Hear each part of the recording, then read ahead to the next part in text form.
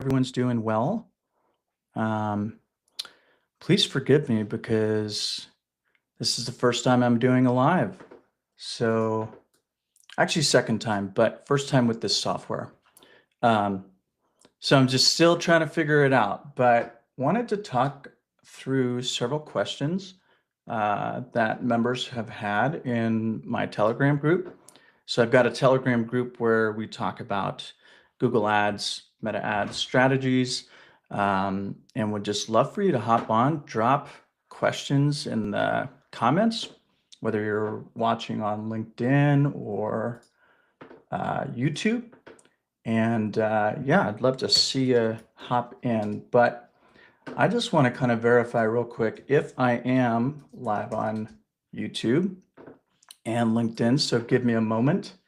Drop a comment. Let me know if you're here, where you're tuning in from. There we go. So it looks like I'm live on LinkedIn and looks like I'm live, hopefully, on YouTube. Let's just check.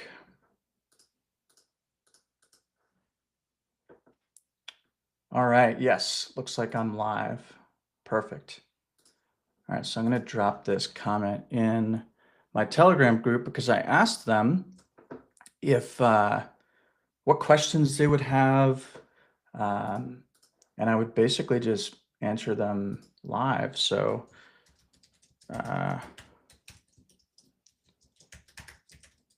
let's see. So I'm also going to drop a comment with the link to get into the Telegram group where we basically talk every single day and chat about this stuff. So I'm just going to get that link real quick. This week has been busy for me. I've been doing a lot of basically like annual reports for clients and just trying to help them understand their multimedia mix. So I've got clients that are running on Google, Meta, LinkedIn, Reddit, Spotify, radio ads. And so there's a whole lot of things going on. And so just being able to measure the efficacy of it. So that's been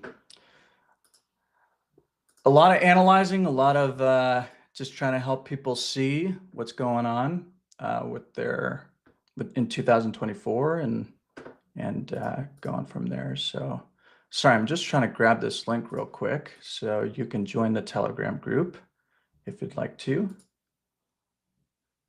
And for whatever reason, I can't get the link.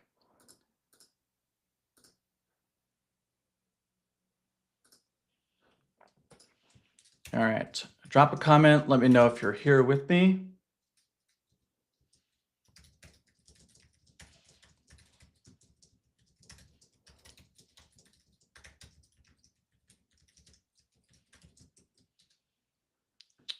So I was going to put in several questions that my members had. A couple kind of interesting things when thinking about, hey, Charlotte, hey, Dinesh, I hopefully pronounced that correctly. Feel free to drop your comments, questions, anything that you're struggling with. And I'd love to get to that here in a moment. Whether you run LinkedIn ads, Google ads, Meta ads, whatever it may be. Something I've been testing lately,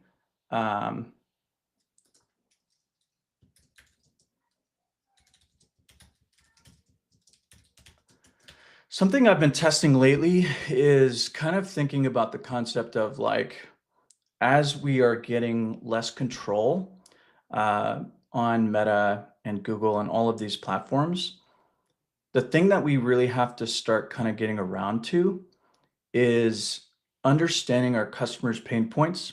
And this is really something that I think marketers and businesses really need to start to understand.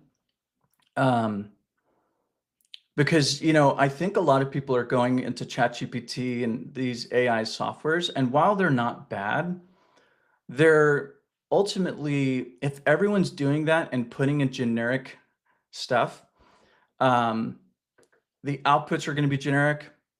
And, you know, honestly, people want to connect with people. And so I think that's the thing about 2025, 2026, as AI is starting to kind of take over. Um, we need to start to get into the strategy seat, less button pushing, and start to really think about businesses as if you're the consumer in market for that, or maybe have a problem, and ultimately like try and help them. No one likes to be sold to, and so I think that AI has done a good job of like actually being able to do some really good research. I'm actually going to share my screen. This is kind of an interesting thing that I'd love to share. Um, but essentially, it's ChatGPT's deep research is like phenomenal. It's really good. So um, it actually takes quite a bit of time for it to do some really good research. Um, so I'm going to share my screen here. And so I've got ChatGPT up. Now I'm paying for Pro, ChatGPT Pro, because uh, it saved me a lot of time. And honestly, the features within here are really great. But I'm going to actually take an example. Please research the brand Kizik and tell me what the main pain points they are solving. Basically, then I typically ask it to review sites that have customer reviews, like Reddit, and make sure you deliver to me a deep dive on what how we can position our ads to speak to our customers. So I'm going to ask it to do deep research, and then I'm going to click go. Now it's going to pretty much come up with several like questions to kind of verify like what am I ultimately looking for. And so it's asking, are you specifically interested in Kizik's pain points from functional perspective? And so I'm actually going to clarify, I want pain points from from all of the customers' perspective.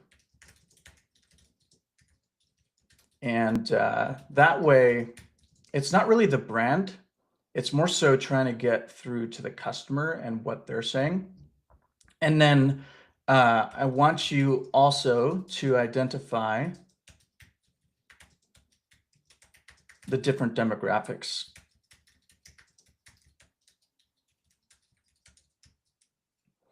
And then would you like me to compare them against competitors? Yes, compare against competitors. And then should I focus on ad positioning insights based on customer sentiment, or are you also interested in Kizik's existing ad strategies? So I would rather focus on customer sentiment.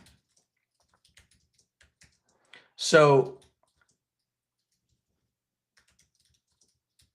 what most people do is they basically go into ChatGPT without doing this, and they pretty much do research. Like they just say, hey, write ads. Here's the website, write ads. But this kind of taking a step back and using either, Pro, ChatGPT Pro, and doing deep research, or using Perplexity.ai is very good as well. This is actually going to take some time, but it's basically going to do a bunch of research. Perplexity is also a good one. And then Gemini also has, I also pay for that. I'm hugely into AI. I really enjoy it. And I'd love to just kind of experiment with it and see what it can do. But ultimately, like, they have a deep research tool as well.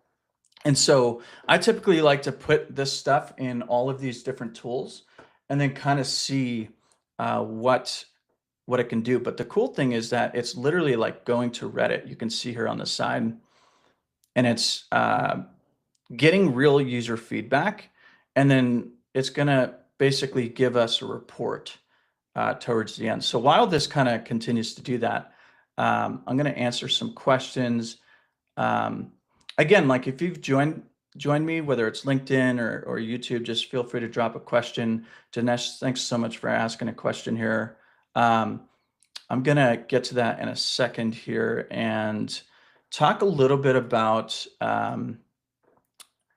the questions that I got in the group. So one question that I had was understanding how you know your low TROAS, standard shopping campaign, and PMAX high TROAS feeder is working and being fed into and retargeted by PMAX. So this is a good question. I'm actually going to just pop it in. Question from a group member.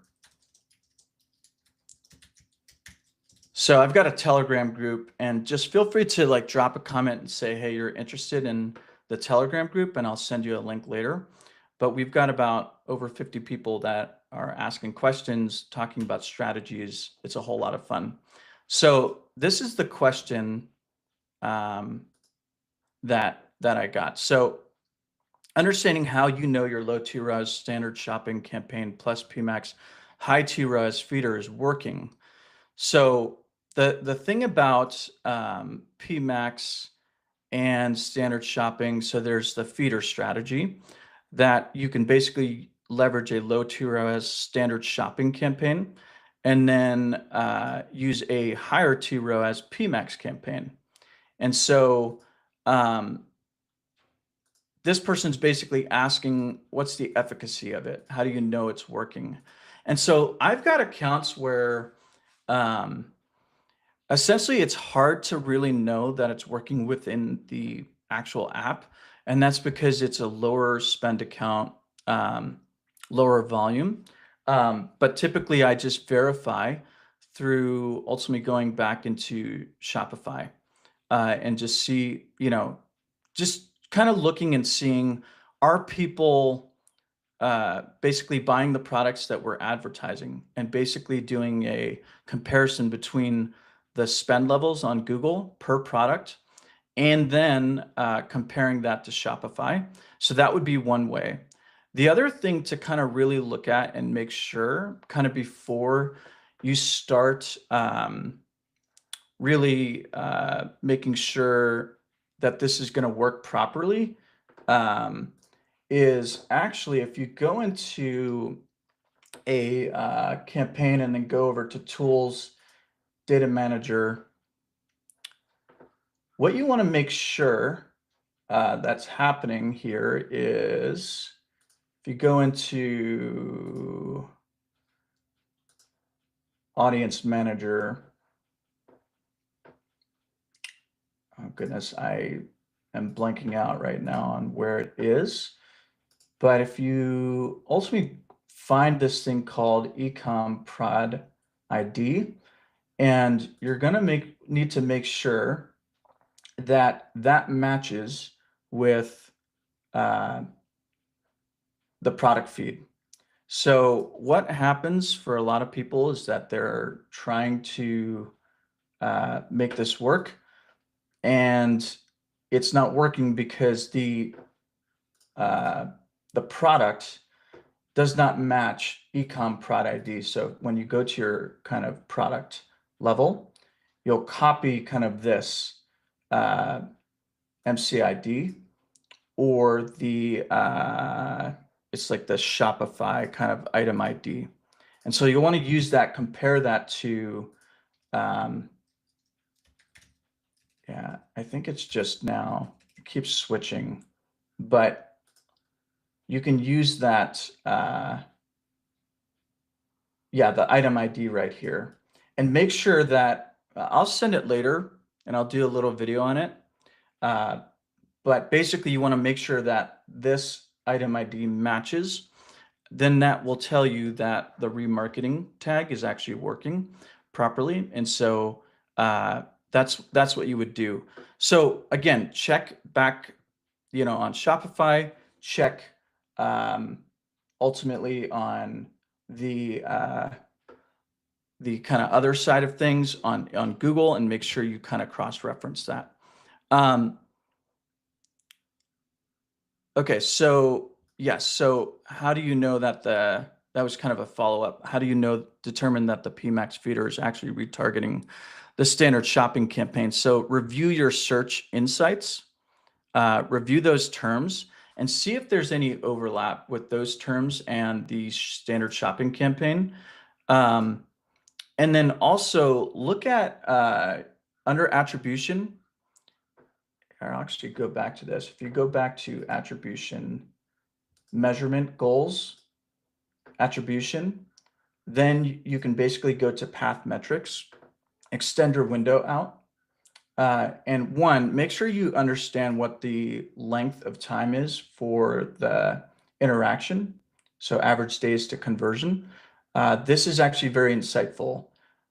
So make sure you take a look at that and then go over to conversion paths under attribution, and you can see, okay, is this campaign ultimately feeding into that? So that's a great way to kind of look at that and see that. Make sure that you select your primary conversions, whatever it may be. And you'll actually be able to see the interaction here. If you're using like Triple Whale or like other tools like that, then you can start to see the efficacy of it through those tools as well, looking at attribution, and that will actually help you to see if it's working. But because of the fact that there's data loss and the way that tagging is deployed, it's not going to capture everyone, but you want to make sure that what you're spending on Google, whether it's the standard shopping campaign and PMax, make sure that those are the same products. So that's kind of one key point. And then ultimately just see if those products are the ones that are selling. Also look at if you're getting a lot of clicks for products that aren't selling, and see if people are pretty much going from those products and buying other products. That can also happen. Back to kind of my thing before on AI and just doing this deep research, but basically it tells me up here that for 6 minutes, it did research and it went and kind of found out like customer pain points and sentiments from Kizik, basically like Kizik customers. And so there's like some common pain points of durability, numerous reviews indicating that Kizik shoes may wear out faster than expected given their price point. So these are some things that, uh, if you're, this brand, which I haven't actually heard of, or Adidas, um, this is actually a good thing. So this is something these two brands should actually say, okay, our shoes last longer. And so that's kind of a fun thing. And then looking at like the hands-free heel mechanism degrading under certain conditions. So it looks like there's a lot of negative complaints. And so this is I was actually talking to a brand about this the other day about starting to control the narrative. Um, and start to kind of figure out how do you kind of address those common issues that customers might be facing. So then I basically then can take all of this data here, and if I copy it and then ultimately go to I basically made I go over to Explore GPTs, my GPTs, and then I'm going to go and actually use my Meta Ads copywriter. And you can actually write ads off of all of this data. So this is kind of the power of using deep research and informing my meta ads kind of copywriter. So I'm going to say write ads for the following brand.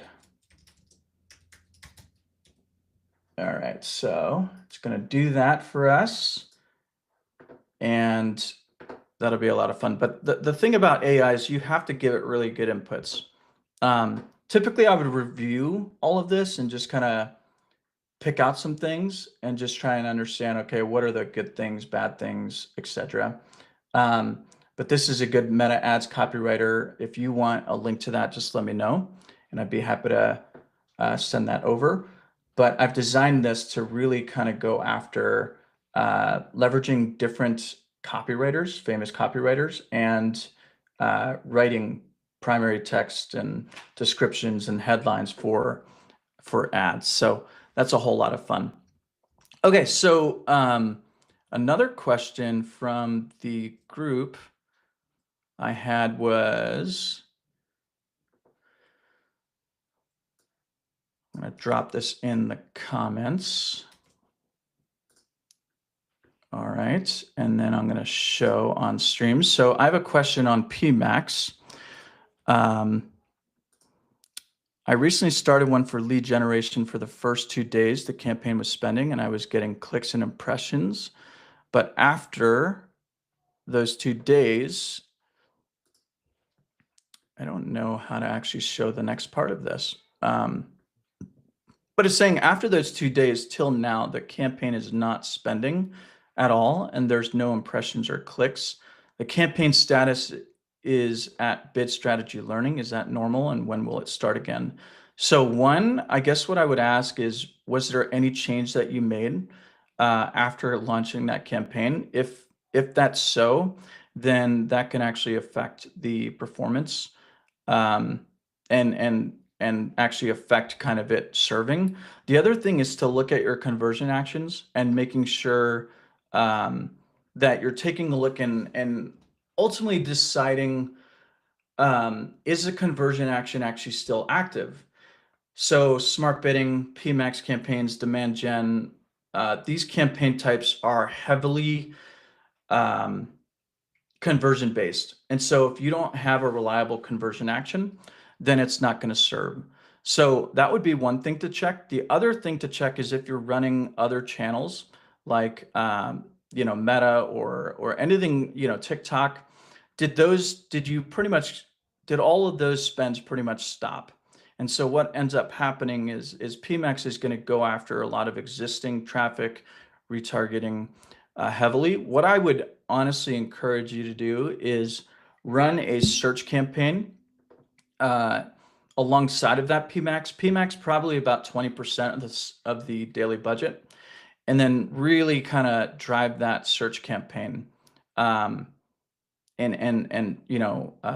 see if that'll work. But I typically don't run just PMax by itself inside of Google unless there is like Meta is driving a whole lot of top of funnel, good, high quality traffic. So that would be what I would check. If this isn't serving it, Google's documentation actually talks about it being 2 weeks before it will actually potentially serve. So there is that window, but if it's not, and you kind of checked all those boxes, then what I would do is duplicate that PMax campaign, pause your existing one, and start over and see. But still, like, I wouldn't run PMax by itself unless it's a very new company, no website traffic, and just run that for about 2 months, but then add in that search campaign. So yeah, I hope that helps on that front. So kind of getting back to the the ad copy here. So my wife, actually, the reason why I love Kizik so much is and yeah, it's close to my heart, is because my wife found out about them while she was pregnant, and she was having a hard time putting on her shoes with our first child. And it's cool. Like, there's some there's someone had ended up saying, based off of the deep research that I just did, I tell every pregnant person I know to get these. Slip into Kizik's without bending, perfect for pregnancy, parenting, and beyond. So this is fantastic in really calling out the user, the potential prospect that you're looking to, convert, and really kind of ultimately talking about their pain point. No one wants to get sold to. Everyone wants to, you know, have their problems solved. And so that's why I kind of like that's how I designed this Meta Ads Copywriter. So um, let's see if it does. Yeah, your airport hack. TSA approved, speed, step in, step out, breeze through security. So something, if I was running ads for Kizik, for example, I would actually consider in market for traveling and airfare, and actually run ads kind of really going after, Kizik ultimately make airports security a whole lot easier. And so um, that's kind of a lot of fun to ultimately better get after your specific user base. So instead of being generic, like, hey, check out our Kiziks, it's easy to slip into, it's calling out different demographics, different people of different life stages. And, I think that is really powerful. This one's senior friendly, parent approved, traveler loved. So it kind of has multiple in one. And then a game changer for parents, because when you're wrangling kids, the last thing you need to do is fight with your shoes, just step in and go. That's actually really good. Man, so I've got a son who's just over 2 years old. I love him. He's amazing. But it was a real adjustment getting out of the house. If you're a parent, you know this. That it's a real struggle. It's a real struggle to know to be able to get out of the house. Before it was like 2 seconds. Now it's just like you got to chase after the kid and and everything. Okay, so another question here from Dinesh. So I'm going to show this. One question: what's to do if we set up a local lead generation campaign with max conversion bidding uh, in phrase or exact match, and it does not get any clicks for 1 to 2 days? So it's similar to the other one in that make sure you check your conversion actions. And this is something that most people don't do. What most kind of people do is they ultimately go and they try and change the structure, they change the bidding strategy, they do all this stuff, and they don't check their conversion actions. And so that's actually super important. So make sure you check your conversion actions, make sure that it's active, and make sure that your campaign is optimizing for that. So that's kind of step number one.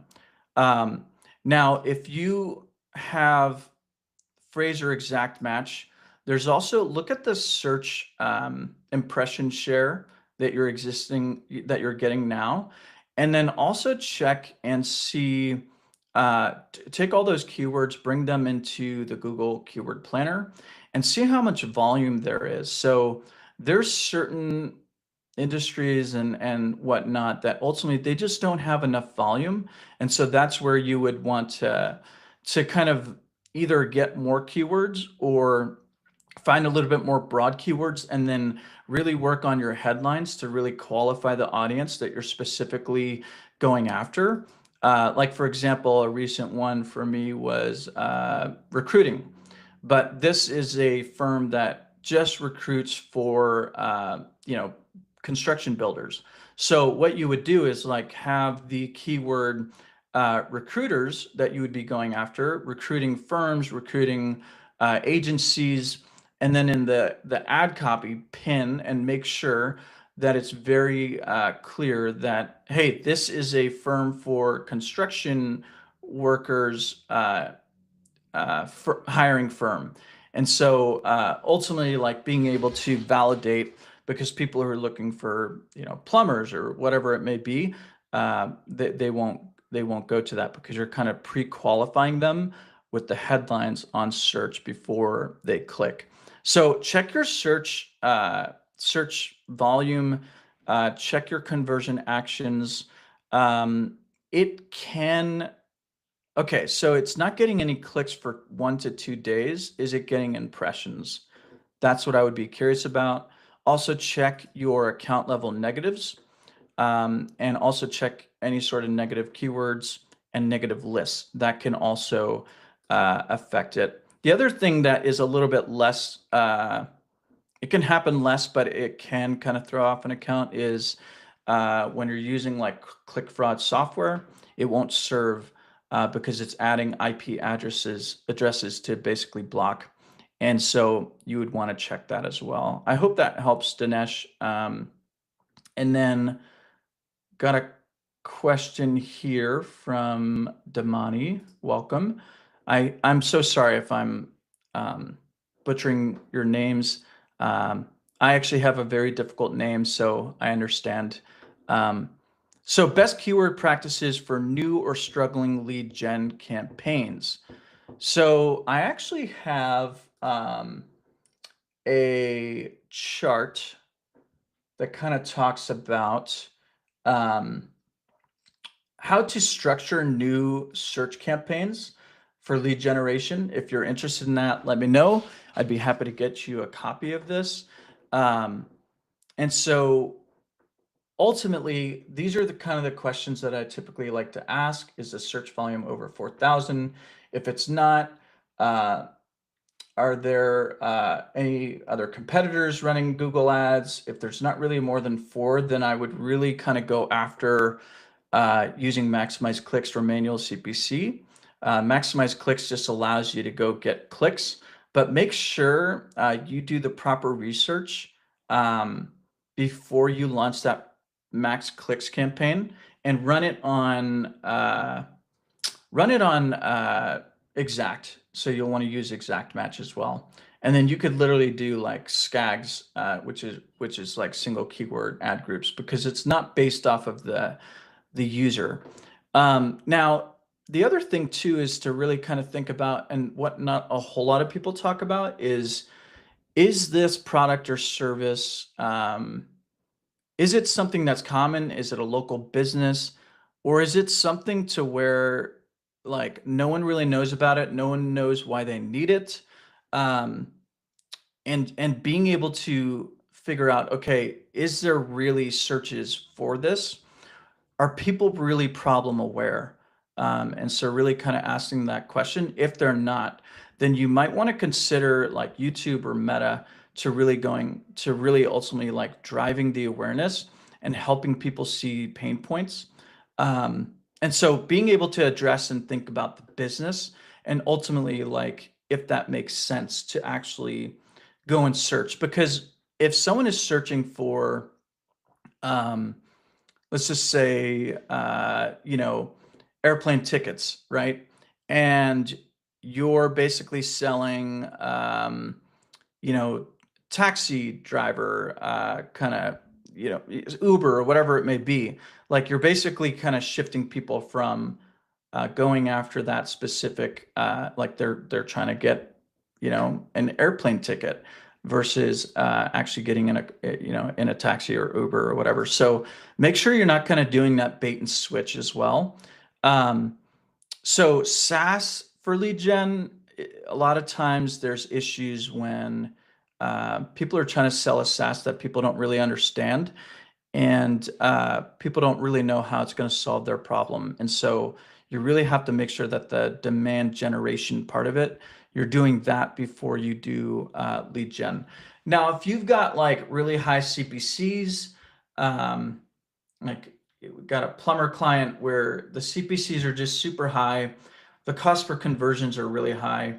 One of the reasons why it wasn't working is because there were several ad groups. And so this is actually something I talk about. So we were using Maximize Conversions with about 5 or 6 ad groups. And the CPCs were like $20 on average with a $60 budget. So that doesn't make sense. It's not going to give Google the volume that it needs in order to ultimately optimize.